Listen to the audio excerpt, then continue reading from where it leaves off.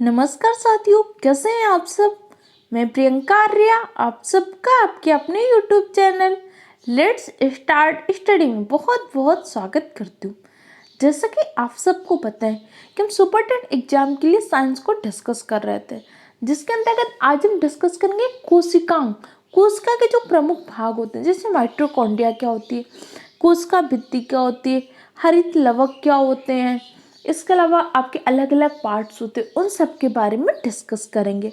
अगर आपने अभी तक इससे पहले का वीडियो जिसमें हमने कोशिका से अंगतंत्र, कोशिका क्या होते हैं, कोशिका के प्रकार क्या होते हैं, प्रोकैरियोटिक कोशिका क्या होती है, प्रोकैरियोट्स क्या होते हैं, यूकैरियोटिक कोशिका क्या होती है, ये सारी चीज़ें डिस्कस की थी। अगर आपने अभी तक उन क्लासेस को नहीं देखा तो हमारे चैनल के प्लेलिस्ट में जाइए, वहाँ से जाके क्लासेस को देख लीजिए। तो चलिए अपनी क्लास को स्टार्ट करते हैं। कॉपी पे लिख कर बैठिएगा। खुद ही को कर बुलंद इतना, खुदा भी पूछे बंदे तेरी हस्ती का राज क्या है। लगातार मेहनत करनी है आपको, इतनी मेहनत करनी कि अपना सपना, अपने माँ बाप का सपना पूरा कर सकें। अगर शिक्षक बनना आपका सपना है तो हमारे चैनल पे आने वाले किसी भी वीडियो को स्किप मत करना, क्योंकि वीडियो आपके एग्जाम के लिए बहुत ही इम्पोर्टेंट है। तो चलिए हम डिस्कस करते हैं। जैसे आपको पता है रिक्तिका क्या होती है, कोशिका भित्ति क्या होती है, ये हम इससे पहले की वीडियो में डिस्कस कर चुके थे। तो आज हम आपको दूसरा कोशिकांग जो है सेल मेम्ब्रेन या कोशिका झिल्ली के बारे में डिस्कस करते हैं कि कोशिका झिल्ली होती क्या है, कोशिका झिल्ली बनी किससे होती है। तो जो आपकी कोशिका झिल्ली होती है प्रोटीन और कार्बोहाइड्रेट इन दो चीज़ों से मिलकर बनी होती। कौन? कोशिका झिल्ली। तो आपकी कोशिका झिल्ली बनती किससे? प्रोटीन से। इसके साथ ही साथ किससे बनती है? कार्बोहाइड्रेट से। और प्रोटीन और कार्बोहाइड्रेट ये दोनों हैं क्या? तो ये दोनों आपके पोषक तत्व हैं। इस पॉइंट को भी नोट डाउन कर लीजिएगा। पोषक तत्व खाद्य पदार्थ से पोषक तत्वों को ग्रहण करने की जो प्रक्रिया होती है उससे हम क्या बोलते हैं? पोषण बोलते हैं। क्या बोलते हैं? पोषण। समझ में आया? प्रोटीन और कार्बोहाइड्रेट एक प्रकार के पोषक तत्व। प्रोटीन क्या करता है? कोशिकाओं के क्षय व मरम्मत के लिए जिम्मेदार होता है। कार्बोहाइड्रेट ऊर्जा प्रदान करता है। इसके अलावा आपकी जो कोशिका झिल्ली होती है इसे प्लाज्मा झिल्ली के नाम से भी जानते हैं। इस पॉइंट को नोट डाउन कीजिए। अगर आप चैनल में नए हैं तो चैनल को सब्सक्राइब कर लीजिए और अपने दूसरे फ्रेंड के साथ भी शेयर कीजिएगा। अब चलिए पढ़ते हैं जीव द्रव प्रोटोप्लाज्म के बारे में। जीव द्रव होता क्या है? कोशिकाओं के मध्य में एक द्रव भरा होता है जिसे हम क्या बोलते हैं? जीव द्रव कहते हैं।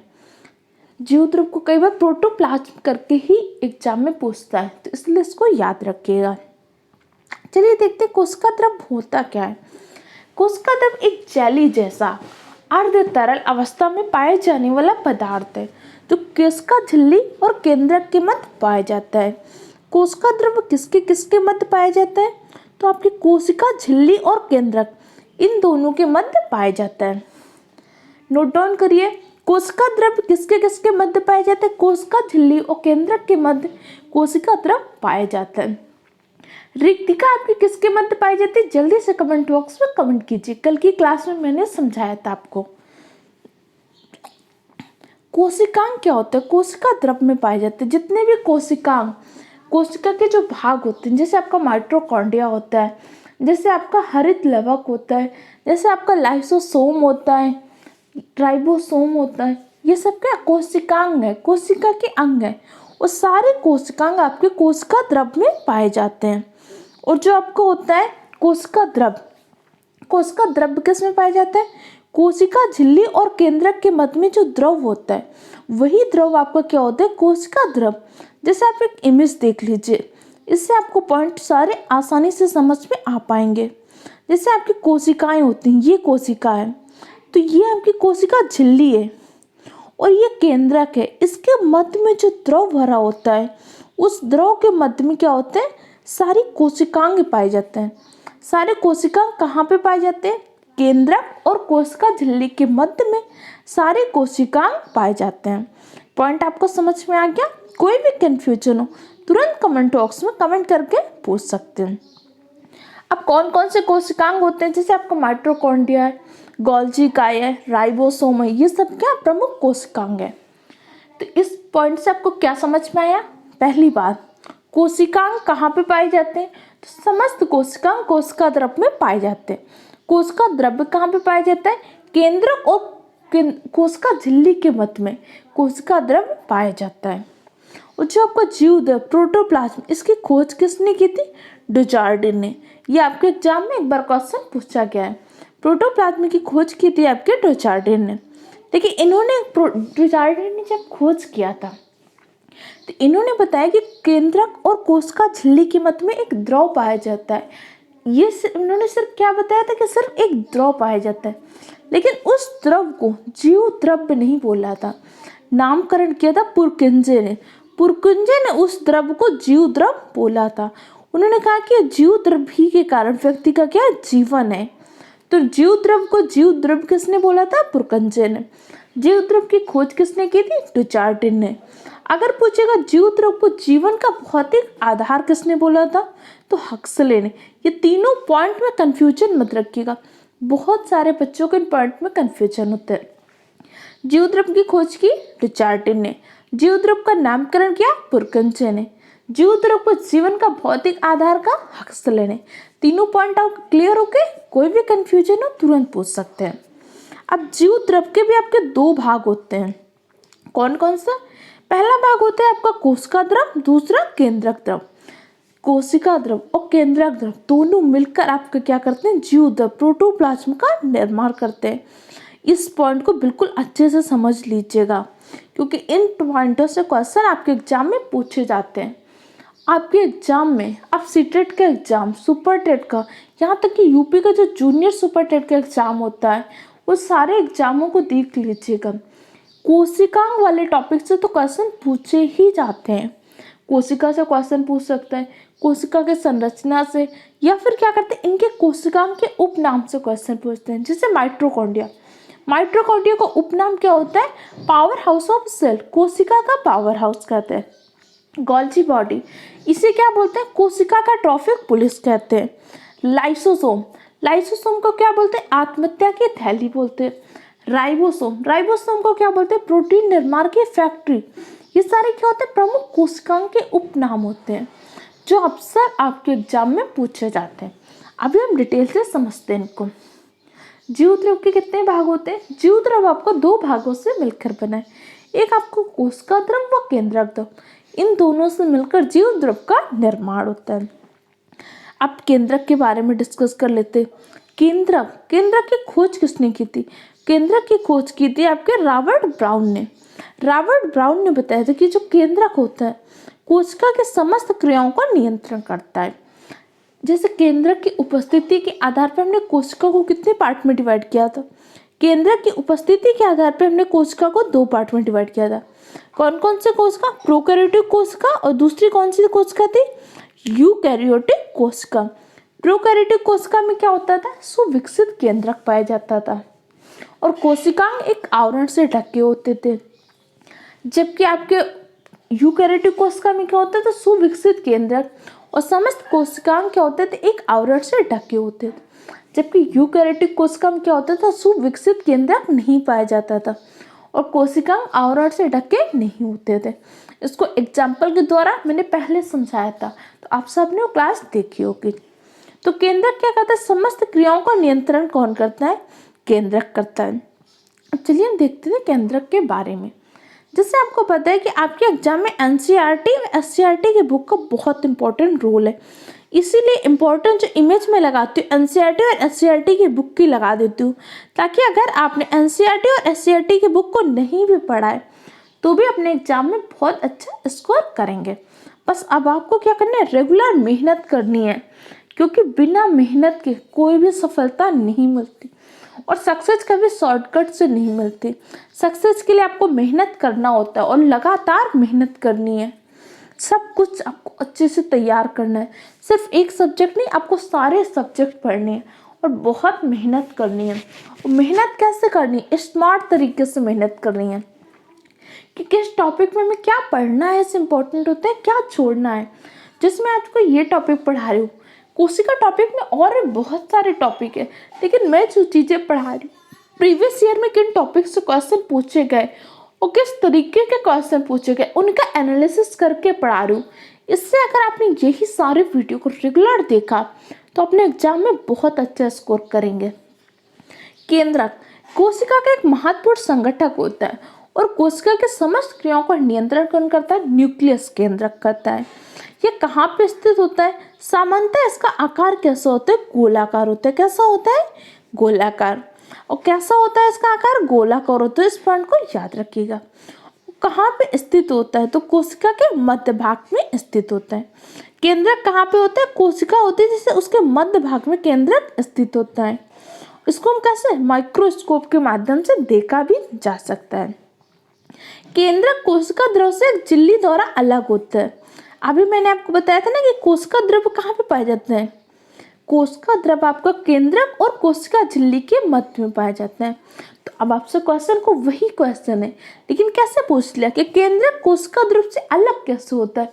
केंद्रक और कोशिका द्रव के मध्य में क्या होता है? एक झिल्ली ही तो पाई जाती है। कौन सी झिल्ली? कोशिका झिल्ली। तो केंद्रक कोशिका द्रव से कैसे अलग होते हैं? कोशिका झिल्ली के माध्यम से। और झिल्ली को कैसे बोलते हैं? केंद्रक आवरण भी बोलते हैं। इस झिल्ली में क्या होता है? सरंध्र। सरंध्र क्या होता है? छोटे छोटे छिद्र होते हैं। जैसे आप एग्जाम्पल समझिए, आपके घर में चाय की छन्नी होती है। चाय की छन्नी होती है तो कैसे होती है? सरंध्र युक्त होती है। उससे आप चाय को छान लेते, अगर उसमें छेद नहीं होते तो क्या आप चाय को छान पाते? नहीं छान पाते ना। इसीलिए कैसे होते? सरंध्र युक्त होती है। इसी तरह आपकी जो केंद्रक झिल्ली होती है वह सरंध्र युक्त होती है, छिद्र युक्त होती है। आप ये सोच रहे होंगे छिद्र युक्त क्यों होती है? ये तो बढ़िया से एकदम सपाट होनी चाहिए। अगर सपाट होती, छेद नहीं होते, तो जो पदार्थों का आवागमन होता है केंद्रक और कोशिका द्रव के मध्य बहुत सारे पदार्थों का क्या होता है? आवागमन। अब जब केंद्रक और कोशिका द्रव के मध्य बहुत सारे पदार्थों का आवागमन होता है तो छिद्र होना चाहिए कि नहीं होना चाहिए? होना चाहिए। इसीलिए हमारी केंद्रक झिल्ली कैसी होती है? सरंध्र युक्त होती है, ताकि क्या होता है? कोशिका द्रव और केंद्रक के मध्य पदार्थों का आवागमन नियंत्रण हो सके। पॉइंट समझ में आ गया आपको? केंद्रक आपका कहाँ पे स्थित होता है? जल्दी से कमेंट करिए। केंद्रक का आकार सामान्यतः कैसा होता है? केंद्रक और कोशिका द्रव के मध्य में कौन होता है? केंद्रक झिल्ली। और आपकी कोशिका झिल्ली किससे बनी होती है? प्रोटीन और कार्बोहाइड्रेट से। इतने पॉइंट आपको समझ में आ गए। केंद्रक द्रव के भाग कितने होते हैं? कमेंट बॉक्स में कमेंट कीजिए। अगर जो क्वेश्चन मैं आपसे पूछती जा रही हूँ इन सारे क्वेश्चन के आपको आंसर आ रहे हैं तो आपको चीज़ें खुद ब खुद याद होती चली जा रही। इसके बाद एक बार और वीडियो को देख लीजिएगा और जो भी मैं क्वेश्चन आपसे पूछती हूँ उनको कमेंट बॉक्स में तुरंत कमेंट करिए, तो इससे सब चीज़ें आपको बहुत अच्छे तरीके और व्यवस्थित तरीके से याद हो जाएंगे। आप देखते हैं अब जैसे केंद्रक होते हैं, केंद्रक को देखते किससे? माइक्रोस्कोप के माध्यम से देखते हैं। क्लियर? अब आपने ये तो लर्न कर लिया माइक्रोस्कोप के माध्यम से देखते हैं। अब आपके एग्जाम में ऑप्शन आया उच्च आवर्धन क्षमता वाले, निम्न आवर्धन क्षमता वाले, दोनों से या इनमें से कोई नहीं, तो किस सूक्ष्मदर्शी की सहायता से आप माइक्रोस्कोप की सहायता से आप केंद्रक को देखते हैं? अब आपको कंफ्यूजन हुआ कि आप तो केवल यही लर्न करके गए थे कि हम केंद्रक को माइक्रोस्कोप की सहायता से देखते हैं। केंद्रक को माइक्रोस्कोप की सहायता से तो देखते हैं, लेकिन कौन सा माइक्रोस्कोप? उच्च आवर्धन क्षमता वाले माइक्रोस्कोप की सहायता से। इस पॉइंट को नोट डाउन कर लीजिए। एक बार ये आपके पीसीएस के एग्जाम में क्वेश्चन पूछा गया था। देख सकते हैं कि पीसीएस वगैरह के एग्जाम में भी आपकी एनसीईआरटी की बुक बहुत इंपॉर्टेंट रोल प्ले करती है।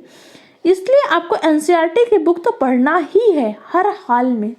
इसीलिए अगर आपको बुक नहीं पढ़ी इस वीडियो सीरीज को पूरा देखिए। हर एक पॉइंट को, हर एक चीज को बहुत डिटेल से आपको समझा रही हूँ। तो हम केंद्रक को किसके माध्यम से देखते हैं? उच्च आवर्धन क्षमता वाले सूक्ष्मदर्शी की सहायता से देखते हैं, जिसे हम क्या बोलते हैं? केंद्रिका या न्यूक्लियस या केंद्रक कहते हैं। कई बार इसे केंद्रिका कह देता है, केंद्रक कह देता है, न्यूक्लियस कह देता है। और केंद्रक पे क्या होती है? एक धागेनुमा संरचना होती है।